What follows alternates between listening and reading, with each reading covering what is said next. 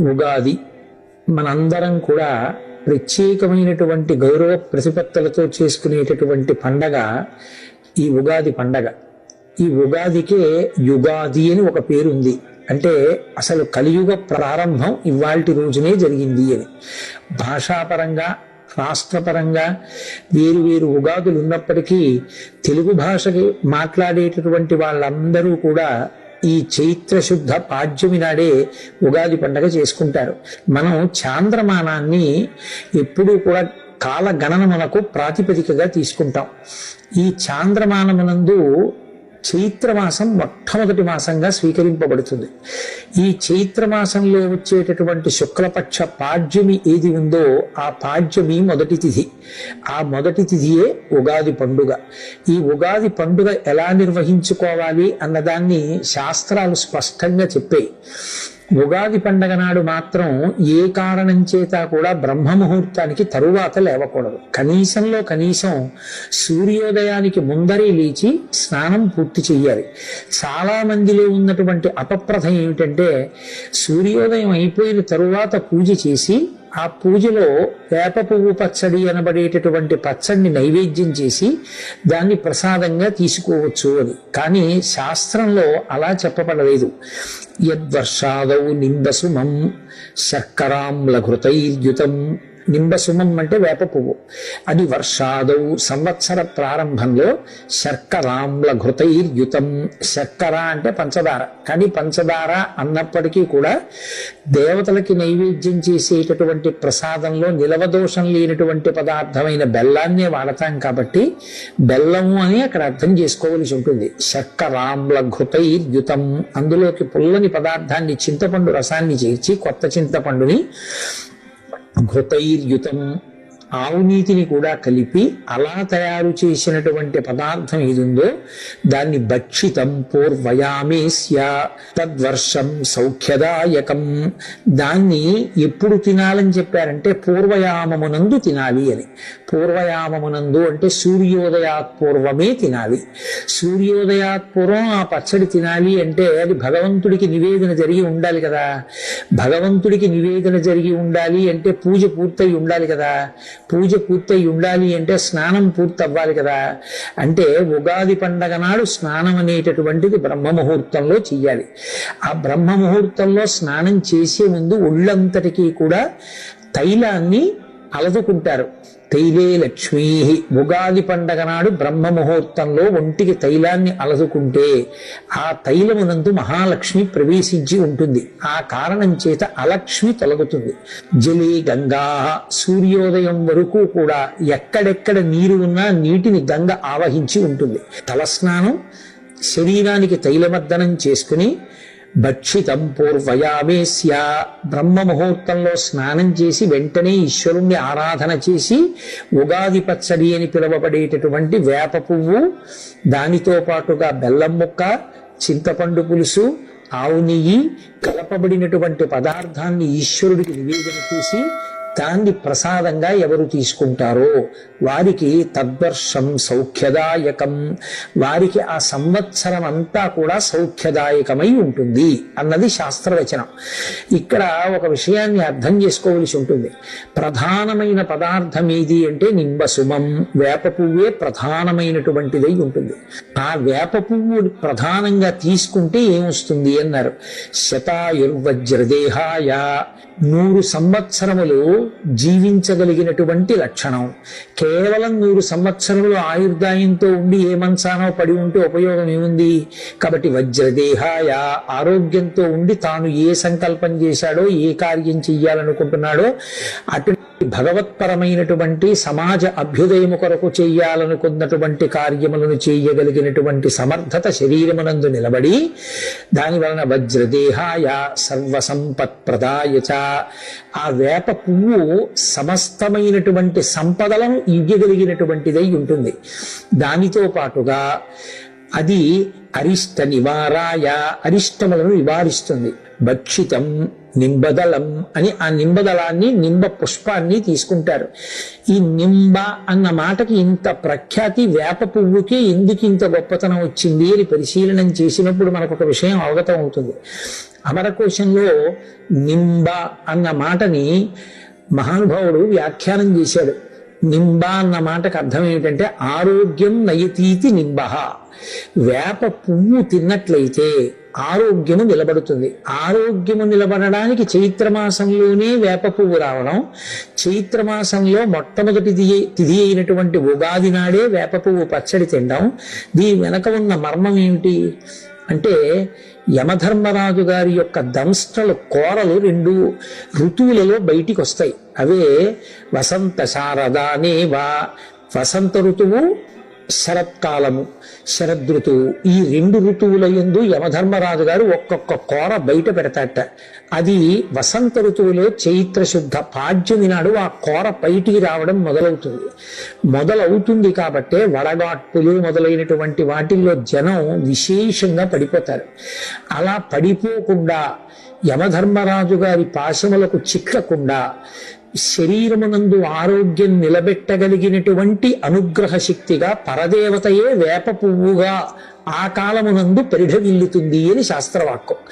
శారదా నవరాత్రుల్లోనూ అమ్మవారికే పూజ, అలాగే వసంత ఋతువులోనూ లలితాపరా భట్టారికా స్వరూపానికే పూజ. ఈ 2 ఋతువుల్లోనూ అమ్మవారిని పూజ చేస్తే అమ్మవారి అనుగ్రహమే వేప చెట్లకి ఆ సమయంలో పువ్వుగా వచ్చి ఆ పువ్వుని ఈ పదార్థాలతో కలిపి అది ఏ సమయంలో తినాలో ఆ సమయంలో తినాలి. అనారోగ్యంతో ఉన్నటువంటి వ్యక్తి వైద్యుడి దగ్గరికి వెడితే ఏదో ప్రొద్దున్న 1 మాత్ర, మధ్యాహ్నం 1 మాత్ర, రాత్రి 1 మాత్ర వేసుకోండి అంటాడు. 7 రోజులు ఒక్కొక్క రోజు 3 మాత్రలు వేసుకోమన్నారు. 7 రోజులవి కలిపి 7 3 21 ఒక్కసారి వేసుకుంటే తగ్గిపోదా అని వేసుకోం కదా. అలాగే ఆయన చెప్పినట్లు వేసుకున్నట్లే శాస్త్రకారుడు చెప్పినట్టే ఆ ప్రసాదాన్ని తీసుకోవాలి. అందుకే భక్షితం పూర్వయామేస్య, ఎవరు బ్రహ్మ ముహూర్తంలో స్నానం చేసి వేప పువ్వు పచ్చడి తింటారో ఈశ్వర ప్రసాదంగా, అటువంటి వారందరికీ కూడా పరదేవతానుగ్రహంగా ఆరోగ్యము సిద్ధిస్తుంది. ఆరోగ్యము అంటే యమధర్మరాజు గారి యొక్క కోర బయటికి వచ్చిన కారణం చేత విస్తరించినటువంటి ఉపద్రవ స్వరూపమైనటువంటి భయంకరమైన వ్యాధులను తట్టుకోగలిగినటువంటి శక్తి వస్తుంది. అందుకే సాధారణంగా చైత్రమాసం నుంచి లోకంలో అతిసార వ్యాధి వంటి వ్యాధులు ప్రబలిపోతాయి. అవన్నీ అంటువ్యాధులు, కళ్ళకలకలు రావడం, అతిసార వ్యాధి రావడం, అమ్మవారు అన్న పేరుతోటి చర్మ సంబంధమైనటువంటి వ్యాధులు రావడం, ఒంటి మీద మచ్చలు పైకి తేలడం, ఇవన్నీ అంటువ్యాధులై చాలా తేలిగ్గా ఒకరి నుంచి ఒకరికి సంక్రమించడం జరుగుతూ ఉంటుంది. వీటికి నివారణగా శాస్త్రం ఏం చెప్పిందంటే, కార్తీక మాసంలో శరత్కాలం నడుస్తున్నప్పుడు ఉసిరి చెట్టుని ఆశ్రయించి ఉంటుంది. అదే వసంత ఋతువు ప్రారంభమైనప్పుడు చైత్రమాసంలో వేప పువ్వుని ఆశ్రయించి ఉంటుంది. వేప పువ్వుగా అమ్మవారు ఉంటుంది. అందుకే ఆ ప్రసాదాన్ని స్వీకరిస్తాం. దేహారోగ్యం నిలబడుతుంది. సాధారణంగా చైత్రమాసం నుంచి లోకంలో అతిసార వ్యాధి వంటి వ్యాధులు ప్రబలిపోతాయి. అవన్నీ అంటువ్యాధులు, కళ్ళకలకలు రావడం, అతిసార వ్యాధి రావడం, అమ్మవారు అన్న పేరుతోటి చర్మ సంబంధమైనటువంటి వ్యాధులు రావడం, ఒంటి మీద మచ్చలు పైకి తేలడం, ఇవన్నీ అంటువ్యాధులై చాలా తేలిగ్గా ఒకరి నుంచి ఒకరికి సంక్రమించడం జరుగుతూ ఉంటుంది. వీటికి నివారణగా శాస్త్రం ఏం చెప్పిందంటే, కార్తీక మాసంలో శరత్కాలం నడుస్తున్నప్పుడు ఉసిరి చెట్టుని ఆశ్రయించి ఉంటుంది. అదే వసంత ఋతువు ప్రారంభమైనప్పుడు చైత్రమాసంలో వేప పువ్వుని ఆశ్రయించి ఉంటుంది. వేప పువ్వుగా అమ్మవారు ఉంటుంది. అందుకే ఆ ప్రసాదాన్ని స్వీకరిస్తాం. దేహారోగ్యం నిలబడుతుంది. ఇక 2, అటువంటి ప్రసాదాన్ని స్వీకరించినప్పుడు అందులో షడ్రుచులు కలగలిసిపోయి ఉంటాయి.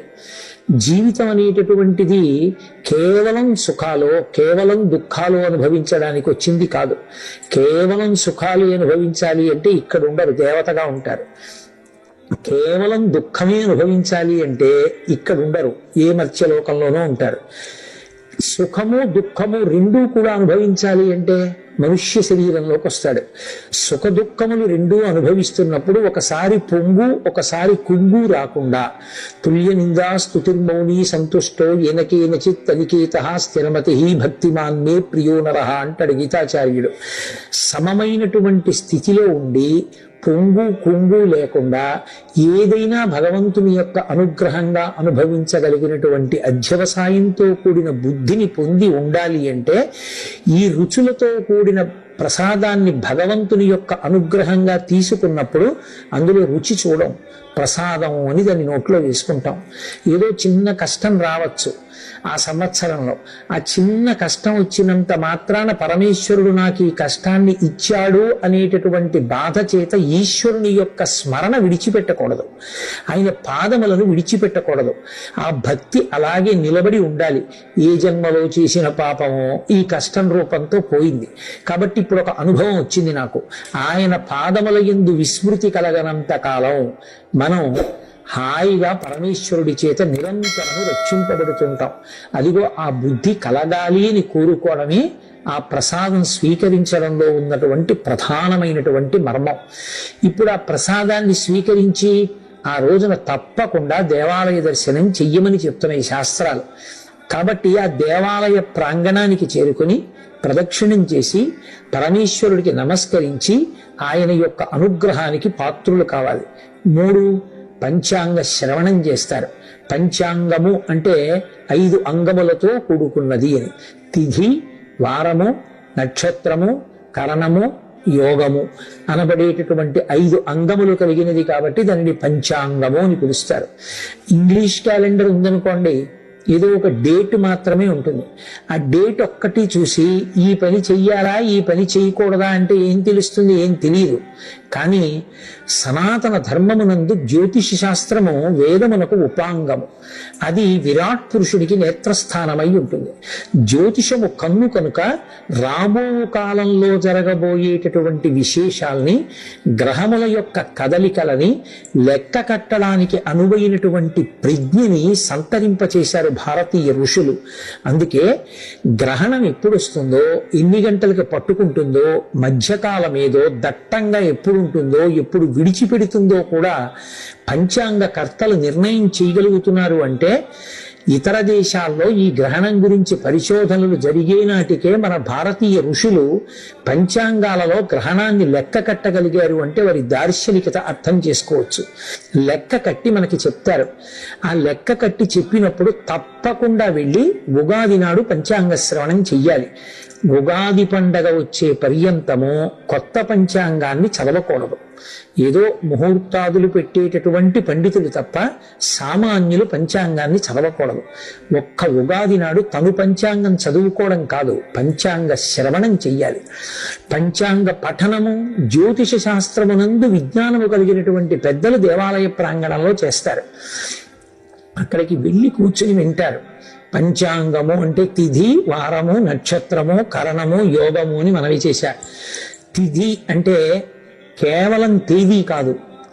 మనకి శుక్లపక్షమునందు 15, కృష్ణపక్షమునందు 15 తిథులుంటాయి.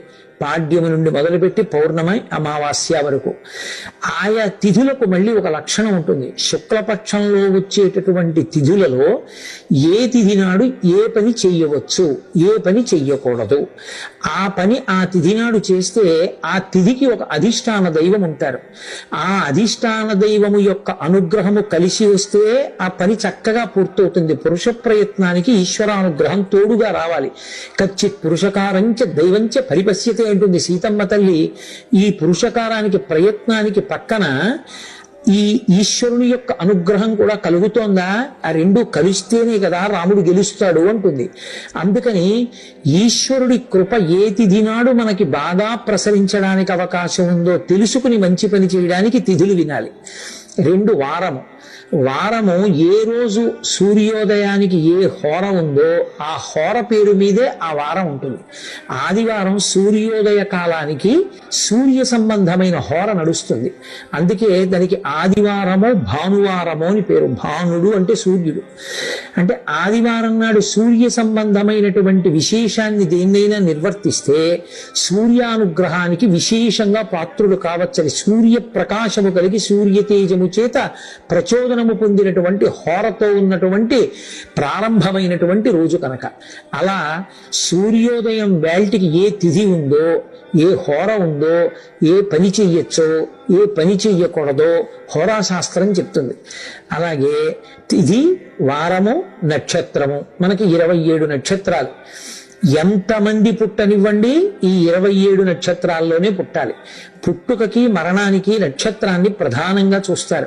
27 నక్షత్రాలకి ఒక్కొక్క దానికి 4 పాదాలు. 27 × 4 108 పాదాలు.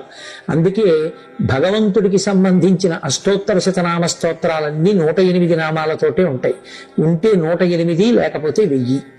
ఎందుకని అంటే 108 పాదములలో పుట్టినటువంటి 2 పాదములు 4 పాదములు కలిగినటువంటి సమస్త ప్రాణులు సుఖంగా ఉండాలని కోరుకుంటాం. ఏ నక్షత్రంలో ఏ పాదంలో ఏ పని చెయ్యొచ్చు ఏ పని చెయ్యకూడదు అన్నది పంచాంగంలో చెప్పబడి ఉంటుంది. ఆ నక్షత్ర శాస్త్రాన్ని బట్టి విద్యుక్త ధర్మాన్ని నిర్వర్తించాలి. ఇక కరణము. కరణములు స్థిరకరణములు చరకరణములు అని ఉంటాయి. 7 చరకరణములు, 4 స్థిరకరణములు. ఏ కరణమునందు ఏ పని చెయ్యొచ్చో, ఏ పని ఎప్పుడు చేస్తే ఈశ్వరుని యొక్క కృప దానికి కలిసి సఫలీకృతుడవుతాడో ఆ కరణమునందు చెప్తారు. అందుకని ఈ 5టితో కూడుకున్నటువంటిది పంచాంగం. ఆ పంచాంగాన్ని ఒక్క ఉగాది పండగ నాడు మాత్రమే వినాలి. అది సాధ్యమైనంత వరకు దేవాలయ ప్రాంగణంలో చక్కగా పండితులైనటువంటి వారు పంచాంగ పఠనం చేస్తుండగా వింటే దాని వలన 2 ప్రయోజనాలు కలుగుతాయి. ఒకటి, ఈ కాలమునందు గ్రహముల యొక్క ఆనుకూల్యత మనకు ఎలా ఉంది, ఏ పని చెయ్యొచ్చు ఏ పని చెయ్యకూడదు. పంచాంగంలో చెప్పబడిన విధంగా మనం తెరచాపని మార్చుకుంటే జీవితం భద్రంగా ప్రయాణం చేస్తుంది. ఇప్పుడు ఎవరో కొంతమంది ఏలినాటి శనిలో ఉన్నటువంటి వాళ్ళు మొదలైన వారు ఉంటారు. నేను మీతో ఒక మాట చెప్తాను, బాగా జ్ఞాపకం ఉంచుకోండి. ఎవరు పరమేశ్వరుని యొక్క పాదములను గట్టిగా పట్టుకుని పూజ చేస్తారో వాళ్ళ జోలికి శనీశ్వరుడు కూడా వెళ్ళి బాధ పెట్టాడు. కానీ కర్మ ఫలితం పోవాలి కదూ. బాధ పెట్టడం అన్నది నిష్కారణంగా అనేక ఊళ్ళు తిరగవలసిన వాడు ఈ చక్కటి తీర్థయాత్రలు చేసి ఎన్నో దేవాలయాలు దర్శనం చేస్తాడు. ఇటు బాధపడవలసినటువంటి వాడు సంతోషకరంగా భగవత్ సేవలో తరించిపోతాడు. ఎప్పుడు ఆ శనీశ్వరుడికి ఆదేశం వస్తుంది గ్రహానికి, ఆయనని బాధ పెట్టవద్దు సుమా, నువ్వు గ్రహంగా ఆయనని ఎంతవరకు క్లేశాన్ని కల్పించాలనుకుంటున్నావో అది ఒక్కటే కల్పించు, కానీ ఆయన మనసు ప్రహృష్టంగా ఉండకుండా మాత్రం పాడు చేయడానికి వీల్లేదు. భగవద్భక్తితో కూడుకుని ప్రవర్తిస్తే మనం ఇప్పుడు ఇటువంటి కాలమునందున్నాం కనుక మనం ఈ జాగ్రత్త తీసుకోవాలి అని తెలుసుకుంటే మరింత సంతోషకరమైన జీవనం చేయడానికి పంచాంగ శ్రవణము అవకాశాన్ని కల్పిస్తుంది. సంవత్సర కాలంలో మన ఆదాయ వ్యయాలు ఎలా ఉంటాయి, రాజపూజ్యము అవమానము ఎలా ఉంటుంది, గ్రహగతులు ఎలా ఉంటాయి, భార్యాబిడ్డలు ఎలా ఉంటారు, బహుశః గ్రహముల యొక్క ప్రభావం చేత మనకి క్లేశం కలిగేటటువంటి కాలం ఎప్పుడు ఉండొచ్చు, మనం ఏ దేవతల ఆరాధన విశేషంగా చెయ్యవలసి రావచ్చు, వీటి గురించి ఒక అవకాశాన్ని ఏర్పాటు చేసుకుంటే ప్రమాదకరమైన వ్యాధి రాకుండా ముందుగానే వ్యాధి నిరోధక టీకా వేయించుకున్న వాడిగా భగవంతుణ్ణి అర్చన చేసి ఆ ప్రమాదానికి మనం గురి కాకుండా మనని మనం రక్షించుకోవడానికి అటువంటి అవకాశం కలుగుతుంది. అందుకే పంచాంగ శ్రవణం తప్పకుండా చేస్తారు. ఇక ఈ నందననామ సంవత్సరానికి సంబంధించినంత వరకు శుక్రుడు ప్రధానమైనటువంటి స్థానముల యందు ఉన్నాడు, పక్కన చంద్రుడు ప్రధానమైన స్థానాల్లో ఉన్నాడు. కాబట్టి యథార్థమునకు ఎవ్వరూ ఏమీ బెంగపెట్టుకోవలసినటువంటి అవసరం లేదు. కాకపోతే ఈ సంవత్సరంలో ఉండేటటువంటి ప్రధానమైన గుణం ఏమి అంటే కొంచెం భోగ లాలస ఎక్కువగా ఉంటుంది. భోగముల యందు అనురక్తి ప్రతి వారి మనసులో ఎక్కువ అవుతుంది. పశ్చిమ దేశాల సంస్కృతి ప్రభావం వచ్చి పడిపోతుంది. అలా పడకుండా భోగ పరిత్యాగం చేసి త్యాగమయమైనటువంటి జీవితాన్ని గడపడానికి కావలసినటువంటి వాంగ్మయం అంతా మన సనాతన ధర్మంలో ఇవ్వబడి ఉన్నాయి. రామాయణ భాగవత భారతాల కన్నా గొప్పగా చెప్పగలిగినటువంటివి ఇంకేమీ లేవు. ఎవరు చెప్పినా శాంతి శాంతి శాంతి, ఆ శాంతి గురించే బోధించాయి, ఆ ధర్మాన్ని బోధించాయి. వాటిని పట్టుకుని ఉండగా భోగ లాలసమన్నేమీ చెయ్యదు. కాబట్టి నందననామ సంవత్సరం ఏ కోణంలో చూసినా ఏమి బాధ పెట్టేటటువంటి రీతిలో లేదు. అందరూ కూడా సర్వశ్రేయస్సులు పొందుతారు. కావలసింది ప్రధానమైన దాన్ని పట్టుకోవడంలో మాత్రం వైక్లభ్యాన్ని పొందకూడదు. ఉగాది వచ్చినప్పుడు మనిషి తప్పకుండా జ్ఞాపకం చేసుకోవలసిన విషయం ఒకటి ఉంటుంది అని పెద్దలు చెప్తారు. ఒక సంవత్సరం గడిచిపోయింది అంటే ఆయుర్దాయంలో ఒక ప్రధానమైనటువంటి ఘట్టం పూర్తయిపోయింది. కాలము మాత్రం ఇంకా తిరిగి రాదు. ఉగాది పండుగ నాడు తప్పకుండా ఎవరికి వారు చేసుకోవలసిన హెచ్చరిక అంటూ ఏదైనా ఉంటే కాలము యొక్క విలువను గూర్చి మాత్రమే. కాల కలయతామహం అంటాడు కృష్ణుడు భగవద్గీతలో. ఆయన కాలస్వరూపుడు అయి లెక్క కడతాడు. కాలము యొక్క విలువ తెలుసుకుని మనం జీవుడిగా ఇవాళ ఈ శరీరంలో ఉన్నాం, కానీ వేరొక శరీరాన్ని పొందినప్పుడు కూడా సుఖం పొందాలి అంటే కేవలం పరమేశ్వరుని యొక్క భక్తి మాత్రమే కాపాడుతుంది. కాబట్టి కాలాన్ని దుర్వినియోగం చేసుకోకుండా దాన్ని సద్వినియోగం చేసుకునేటటువంటి ప్రయత్నం చెయ్యాలనేటటువంటి ఆంతరమైన హెచ్చరిక ఈ కాలాంతర్గతమైనటువంటి కాల సంబంధమైన పండగ కాబట్టి ఉగాది యందు నిర్దేశింపబడుతుంది. ఇక ఈ ఉగాది పండగకి సంబంధించి ఇంకొక గొప్ప విశేషం ఉంది. ఈ ఉగాది వసంత ఋతువు ప్రారంభం. ఈ వసంత ఋతువులో చైత్ర శుక్ల పాడ్యమి నాడు ప్రారంభం. ఈ పాడ్యమి నుంచి 9 రోజుల పాటు నవరాత్రులను నిర్వహిస్తారు. వాటిని వసంత నవరాత్రులు అని పిలుస్తారు. వసంత ఋతువు పైకి చాలా అందంగా ఉంటుంది. చైత్ర శ్రీమాన్ అయం మాస పుణ్య పుష్పితకానన యవ్వరాజ్యాయ రామస్య సర్వం మే ఉపకల్ప్యతాం అంటాడు రామాయణంలో దశరథుడు. చైత్ర శ్రీమాన్, చైత్రము శ్రీమంతమైనటువంటి మాసము. అన్ని పుష్పించి ఉంటాయి. సంస్కృతంలో మధుమాసము అని పిలుస్తారు. అలాగే వైశాఖ మాసాన్ని మాధవ మాసము అని పిలుస్తారు. ఈ చైత్ర మాసంలోనే అసలు మనిషి ఎలా బ్రతకాలో నేర్పినటువంటి విష్ణువు యొక్క అవతారమై మనుష్యునిగా ఈ లోకంలో నడిచి చూపించిన శ్రీరామచంద్ర ప్రభువు యొక్క ఆవిర్భావం.